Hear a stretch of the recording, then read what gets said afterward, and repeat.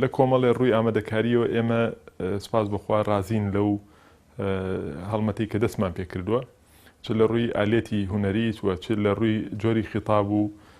ئەو کرانەوەی بە گوتاری کۆمەڵی ئیسلامی کوردستانەوە دیارە و ئەو کاندیدانەی کە وەکو کاندیدی بەهێز دەرەکەون و خستومانەتە ناو ئەو مەیدانی کێبڕکێ و منافەسە ئینتیخابیەوە. ئەوانەی کە دەچنە بەغدا ئەو هێزولایەنە سیاسیانەی کە نوێنەریان دەردەچێت بۆ پەرلەمانی بەغدا پێویستە بە سیاسەتێکی تازەوە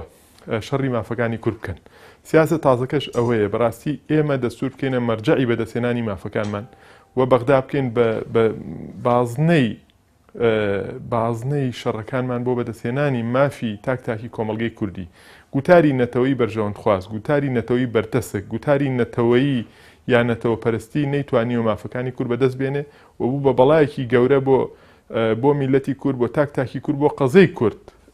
عەرەبی سوننەوە هێزەکانیان زۆر لە دواون و بەڕاستی بە خەیاڵێکەوە سیاسەت دەکەن وەکو ئەوەی کە ڕۆژێکی تر دەسەڵاتێک بێتەوە ئەم دەسەڵاتە سوننە لێ بەرپرس بێ. تۆ ئەگەر سەیری قۆناغەکانی دوای